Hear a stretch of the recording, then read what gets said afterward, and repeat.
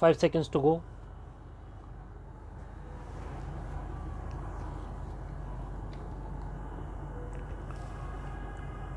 Start. Yati Narsinganand, head priest of Ghaziabad's Dasna Devi temple, out on bail after being booked for hate speech at the Dharam Sansad in Haridwar last year, spewed communal hate and venom again at a Hindu Mahapanchayat in Buradi on Sunday.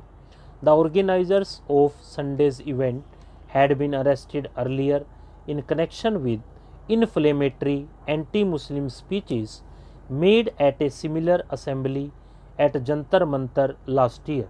That is, a line runs through Jantar Mantar, August 2021, Dharam Sansad at Haridwar, December 2021, and Buradi, April 2022.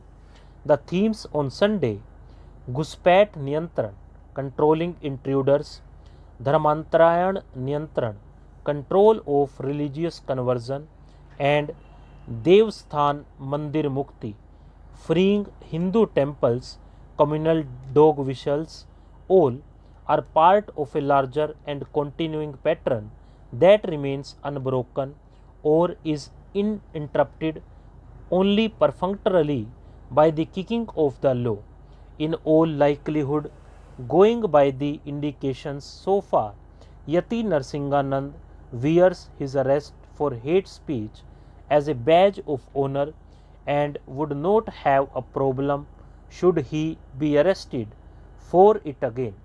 This dismal and recurring sequence frames a political failure and abdication.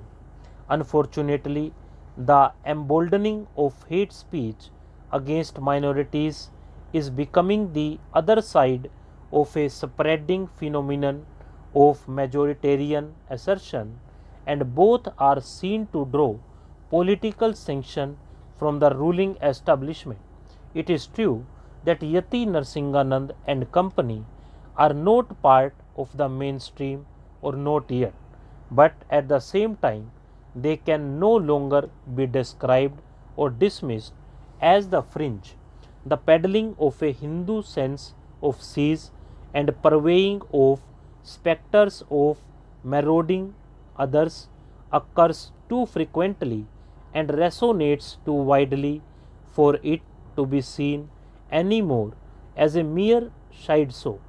The BJP RSS establishment needs to confront this reality and address it, or else the BJP led government at the center risks presiding over an increasingly corrosive climate of fear and insecurity that will only hold back a diverse democracy from stepping up to the challenges of complex transitions in changing times. The BJP attributes its string of electoral successes to governance that, in the distribution of its benefits, is blind to differences of caste and community. Narsinganand says just the opposite. An unambiguous message needs to be sent out that there are political, not just legal, penalties for promoting hate as he does. A red line needs to be drawn and enforced by the BJP's top political leadership that it will not stand for the demonization of the minority. It must do this because that is its responsibility and mandate.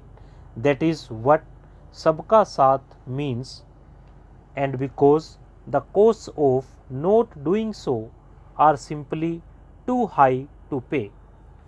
Stop.